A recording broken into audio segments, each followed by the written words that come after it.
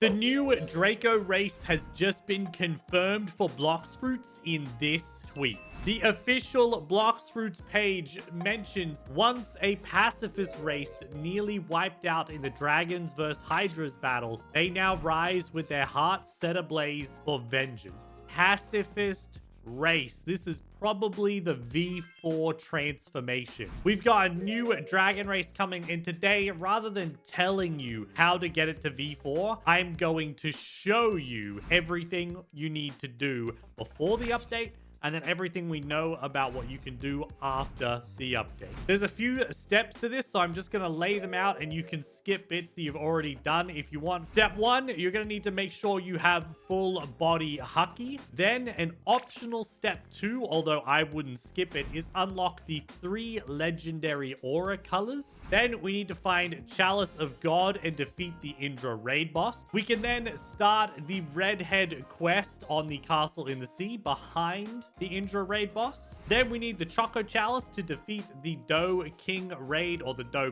Prince raid to unlock the mirror fragment. We find ourselves Mirage Island during a full moon. We resonate with the moon, get the blue gear, and we'll be good to go before the update. Let me show you all that, and then we'll talk about unlocking the Draco race after. So you should already have full body Haki, and if you don't, use your melee or your sword and go kill stuff until you have full body Haki. Then you're going to need to unlock the 3 legendary colors, which are Winter Sky, Pure Red, and Snow White. You can get all of them for fragments if you don't want to spend Robux. I'm about to show you how. And you're going to need them so that you can wear the corresponding color with the bottom of these tiles to make these lights turn green before you summon the Indra raid boss. The best way to actually find the Master of Auras is in the second sea because there are less spawn locations, so less for you to check. Where did this man's pants go? What? Once we're back in the second sea, I would recommend setting your spawn point right here in the green zone. That's because there's a spawn location right here, and then there's 2 in that direction, 2 in that direction, and then 1 at the Skull Island at the back. So here is like the middle for when you're grinding to find this guy. Let's go to a public server. So once you're in a brand new server, you just need to check all of the locations where this guy could spawn. I personally like to go this way first because I feel like I have a lot of luck at the ice castle. Of course, if you don't have the portal fruit, you have to walk or use a boat, but either way, it's not too difficult. All right, he's not on this island. I'm gonna warp to the winter castle purely because I can. We're gonna check the second location. All of these are on the wiki, by the way, and I've got the wiki open on a second screen telling me where to go. Okay, he's not there, and I failed to get up here anyway. Next, we'll check Skull, where the guy can be right there, and there he is. That's pretty awesome. I will go to the next 2 locations just to show you guys afterwards. But if you find this guy, you would talk to him and check. And this one is Heat Wave. So it's not the correct color. Its rarity is regular. You are looking for legendary rarity. Anybody can buy these, by the way. So like you should tell people, Aura color Heat Wave at Skull Island, just so people know. The next 2 locations where it could be is there's one right up here. He can be at the back of this island. I can't remember which side. It's either there or there. And then finally, the last location would be here in the haunted ship underneath the stairs right here, where I've just put my orb so there's a little bit of light. He could be right there. Also, while you're in the second sea, let's assume that you're doing this totally free to play. One of the best boats for hunting Mirage Island is actually the lantern boat, which can be found up here at the back of the factory, and it's pretty cheap as well. So if you go here, you talk to the cyborg. I've already got it, but it will cost you 1,500 fragments. 1,500 fragments, super cheap. The boat is fast and it has 2,500 HP, so it's one of the best free-to-play boats that you can use to do any of the sea events in the third sea. Everything you need to do in the second sea is now complete. You've got your 3 colors, or maybe you've just got 1 color, who knows. You can take a risk and try and do this without the colors, but if you get an unlucky server, you won't be able to succeed. So once you're in the sea castle, you might want to do this part first, because there's a lot of risk involved. You're going to want to go to the turtle mansion, change your Haki color, and you're going to want to turn all of these on. So here is where your white turns on the button. Here's the red button over here by the wall NPC. Indra spawns in there, so we're behind Indra's throne. And then if we go on top of Indra's throne, we'll be able to find the final color. And that one can be a little bit of a pain, but this is where your winter sky or your pink will turn on the button. Once all three are on, that's when I would go looking for the chalice. Just don't leave this server. You've already done the colors now. That's fine. Now you need to talk to the elite hunter and wait for him to give you a task, and he'll tell you which island you can kill an elite NPC on. If you're enjoying today's video and you'd like a chance to win a permanent devil fruit of your choice, including a permanent dragon, if you just want to defer and wait until the update, press like on today's video. Make sure you're subscribed with all notifications turned on, and comment down below what you're most excited for in the upcoming update. Me personally, I'm just really excited that the GUI is gonna look a bit better. All right, now we have our quest, Urban Floating Turtle. Super easy. So there are several locations for every island that they can spawn on, and I would recommend that you just Google them. Look at the photos. They're pretty easy once you know them, but if you don't know them, you'll be running around for ages looking for nothing, basically. Okay, I see Urban. These guys are pretty easy to kill, but if you've never done them, you'll actually get some really, where'd he go? Some good item drops that will help your account's progression. And there we go. No God's Chalice that time round, but you just keep doing those guys every 15 minutes until you get one. Bring it back to the castle in the sea, and with all of the buttons lit up from their Haki colors, you stand here. The Indra raid will start, and then you just have to defeat him. You can solo him, because when you die, you'll just respawn over here and then come back and keep fighting as long as you're quick. But usually other players will help. Once you've defeated Indra, you can finally talk to Redhead, who is sealed in the wall right here. He'll give you like a bit of a riddle to do with the giant tree and the time place that's there, but you can ignore that. What you're actually going to want to do is come to Chocolate Land and kill whichever NPC you prefer, but I like to do these guys. Just defeat a bunch of these guys. The drop is pretty rare, and it can be a massive pain, which is why we're doing this bit first, because what they drop can be stored in your inventory, as it's like one of these resources. You're looking for this here, the conjured cocoa, and you're gonna need, I believe, 10 of them. Once you've got 10 of those, and for the same reason that this stuff is savable, or it saves if you die, you're gonna now come over to this area. You're on a public server, so I'm assuming your life is going to be a little bit difficult. You're gonna want to defeat 500. That's right, 500 of these guys. It takes quite a while, but if other people are helping you, it's pretty quick, until Drip Mama here says that you can summon the portal. Once you have the 500, do not open the portal. That would be crazy. Damn, that's crazy. Go back to the sea castle, get another Elite Hunter series of quests until you get your chalice. Then come all the way back to Chocolate Land, and this is where things get serious, because once you're holding that chalice, if someone PvPs you and you die or you log out, all your progress is reset. So you've got your conjured choco, which is safe in your inventory. Doesn't matter if you log out. You've done your 500 kills. It does matter if you log out, but it doesn't matter if you die. We're minimizing our risk. Bring everything to the sweet crafter here, and he's going to make you a sweet chalice from your God's Chalice and your 500 conjured cocoa.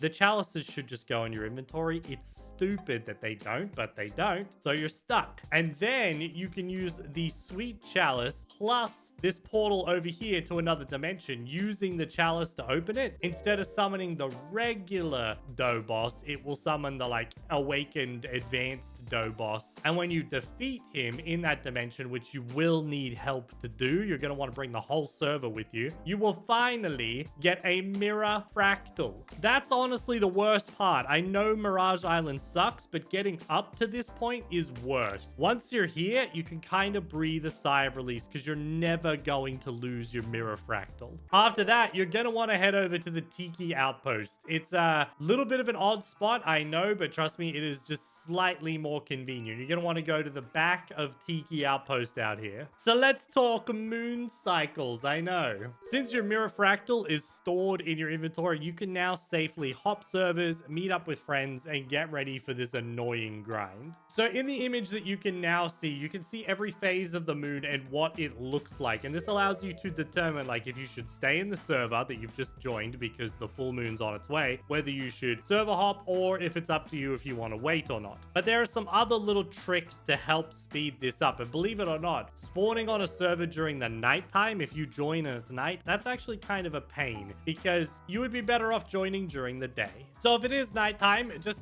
jump away from the Tiki Outpost, or just use a boat like a smart person would have done. I didn't. So that you can go and see that that's probably a waning gibbous moon, which means there's a good chance that the full moon will be tomorrow, which is good news for me because I need to go and find Mirage Island. But if it wasn't within the blue, the third quarter, the waning gibbous or the full moon, or if it was the full moon, you would just leave. You would hop servers. If you join during the day and you want to know what the next moon is going to be, you can jump into the water like this and let yourself die. This is a pro gamer trick because you're going to fall through the world and you can see the moon down there. Just for a split second, you can see the moon down there. But it's very helpful because if you're in the second half of daytime, the moon will already appear full underneath the world while it's still daytime. So we're going to use our little trick one more time to try and get a glimpse of the moon. It can get a little bit difficult down here, but let's go. There's the full moon. We saw it, which means it's time to go hunting for Mirage Island. Let's get ourselves the lantern. And if you do happen to have this, actually, I'm going to keep the portal for now, but the Buddha Awakening move can actually help you see in the dark on Mirage Island, which can be really helpful. So, I was actually at the front of this island. That is bad. So now we're going to head out to ocean level 4 to 5, which is where we're going to find a lot of stuff, but also where we have the best bet to find Mirage Island. So you can see the sun is going down because we were in the second half of the day. The moon had already updated its texture and I could see it under the world. So I know the full moon is coming. If I get really lucky, I'll find Mirage Island before the moon, even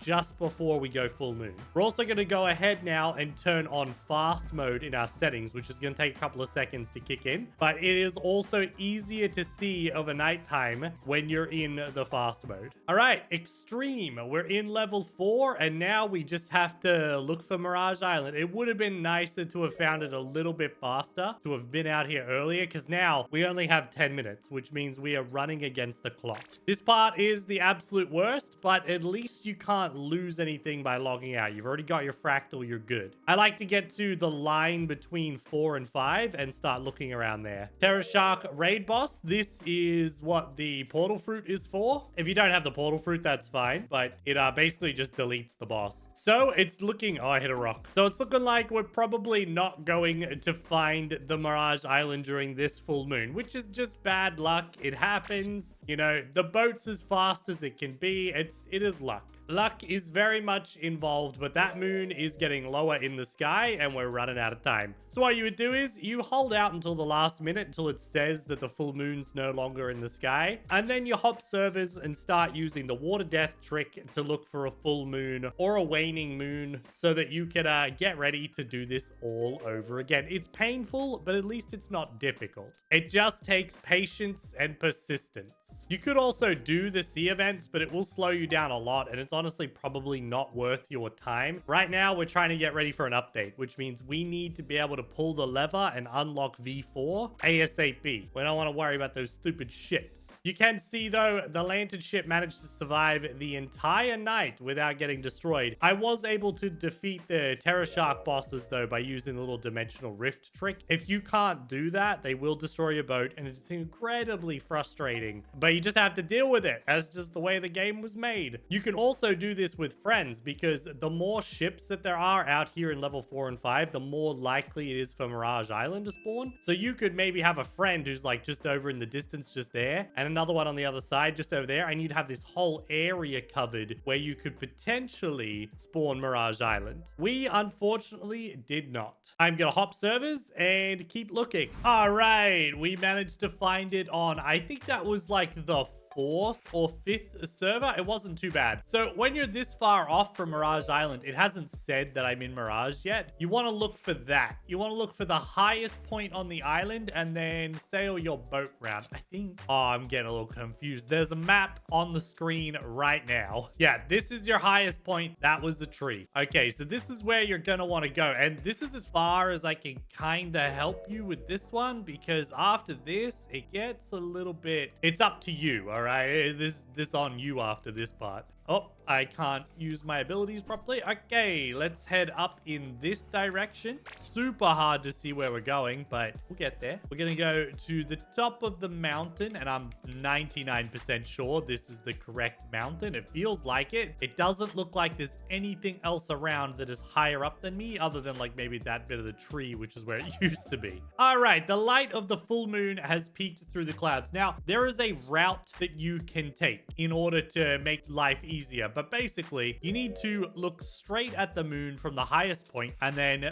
press your race ability and just sort of keep your vision on the moon. I actually don't know if I can do this again. It's possible that I cannot, but I'll try one more time. But I've already done the blue gear, so there's no reason for my my mirror fractal, this guy, there's no reason for it to resonate with the moon. We're also going to go ahead. I'm going to turn fast mode on so you guys can see that it kind of makes things a little bit easier. Let's just try this one more time to see if I can do it or not. Basically, when you do this bit, the moon will start to glow. It's very obvious, and obviously I guess I can't do it again. All right, now you can see in low detail, it's actually way easier to see what's going on. Yeah, okay, definitely can't do it again. So here's the map that you're gonna follow. It shows you the best route that you can go, and I think the easiest way to know where you're going is that on the route, you leave in the direction, like in this direction, with the tree on your side, not on the side that doesn't have a tree. And then honestly, it does come down a little bit to luck, but basically just fall to the bottom and try to use the map the best you can for like landmarks. So I can see that this is a distinctly different rock on the map, and it's next to this bit, which means I'm too far this side. I need to go down here, and the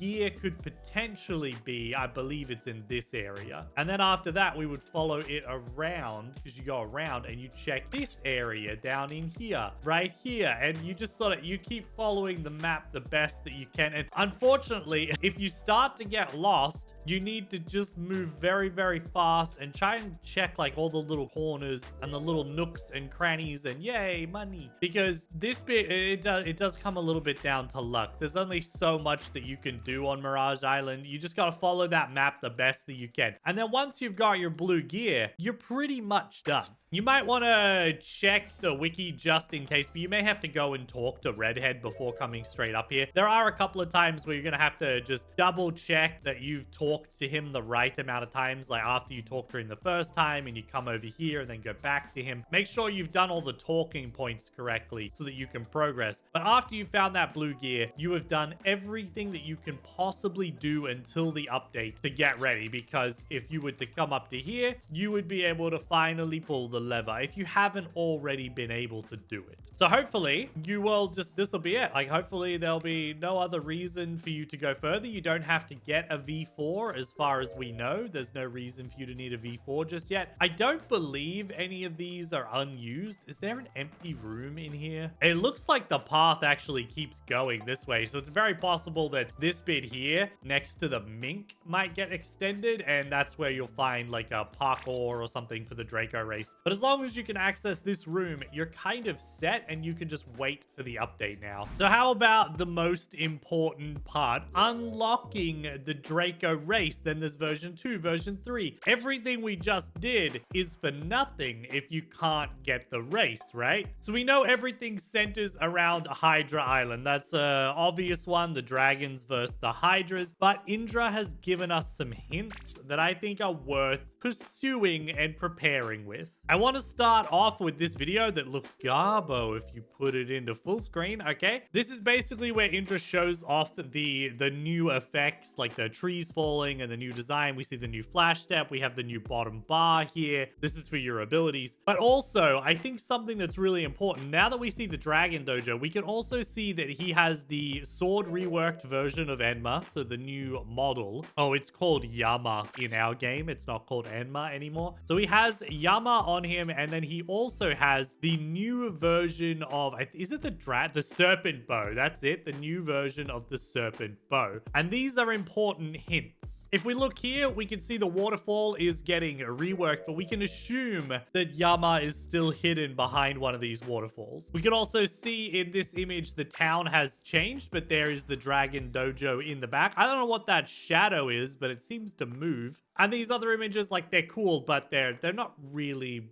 relevant to us right now. Here's the new dock. What I believe that Indra is trying to hint at is that, one, you probably need to have Yama unlocked and maybe even leveled up in order to access the Dragon Dojo in the reworked versions of the swords. If we look here, you can actually see that the Yama sword, and this is the official redesigns for Blox Fruits, right? Yama is actually, it's got like a dragon hilt, and that is the version of the sword that Indra is using in the video, right? So this is now kind of like the dragon sword, which is why you definitely are probably gonna need Yama. The next thing is, if we go over to Hydra Arena, in the images, Indra shows us the serpent bow, and there's only one NPC in the game that I can think of that actually uses the serpent bow. Obviously, the Empress drops it, but there is an NPC that uses the bow, and if Indra's trying to draw your attention to them, there could be a reason for that. That reason being that the Dragon Archers actually drop a resource or a material that has been used to buy things like God Human in the past. It's considered a high-level material because it has a rare drop rate. That was the serpent bow being used on me. I don't have any of this material, so it's very annoying. I just have to quickly get one. There we go. Finally, a dragon scale. Imagine that. Imagine there being a material, a rare material called the dragon scale, dropped by the same monsters, or the same mobs. They're not monsters, really. The same NPCs that use the serpent bow that Indra is showing off in the video. I would genuinely, and I probably will, try and get like 50 of these just in case. If it turns out to be a waste of time, it doesn't matter because I'll have 50 of them. It'll be great. The only other major issue that I think we see is the dragon heart. This one's a little bit difficult because I don't want it to be the Leviathan heart. So you can actually turn the Leviathan heart into a material that sits in your inventory, and I'll probably get one just in case. You know, it's a mythical material. I am concerned that you'll have to use things like dragon scales on the Leviathan heart to create the dragon heart, but at the same time, the dragon heart is something held in your inventory more similar to the god's chalice, so there might be a mini boss or something that you have to fight for it. If you really want to, you could get an extra Leviathan's heart and maybe some extra scales, because it is also worth mentioning that Tiki Outpost, while these are definitely Leviathans, there is the dragon mage over here, right? This guy's called Dragon Mage. Yeah, the Dragon Talon Sage. So really, the Tiki Outpost kind of connects the Draco race with the Leviathans in the same way that the Hydra Island connects the Dracos with the Hydras. A Leviathan could technically be a dragon. It could be a sea dragon. We don't know. If you're really hardcore about it, I would get an extra Leviathan's heart just in case. Worst case scenario, you can use it to make some scrolls if it doesn't get used in the update. Also, it looks like the serpent bow is going to be way cooler in the update. It's going to have 3 heads this time, and it has a way cooler animation. Very excited for that. I don't know if there's anything else you could necessarily do to perfectly prepare to get Draco V4. This image definitely looks like the Draco V4's like ability, some like large area of effect burn damage, which would make sense. We've seen something similar with Angel with the stun. We've seen something similar with the blindness and the crows for Ghoul. It would make sense. This is their design philosophy, usually goes this way. That's also a new weapon right there that we've never seen before. Just wanted to point that out a little bit. I do believe that you should grind fragments as much as you can. You should also grind money as much as you can. Kill sea beasts. They're the best way to kind of do both of those things, really. Let me know what you think in the comment section down below. Do you think the Draco Race will be stupidly overpowered on release? The reason I'm preparing you guys for it is because I'm assuming that V4 will be overtuned and it will just kill stuff really, really quickly, and then it will have to get nerfed because that's what always happens. If you guys are excited for the update, let me know in the comment section down below. Thanks for watching. I'll see you in a couple of days with another video.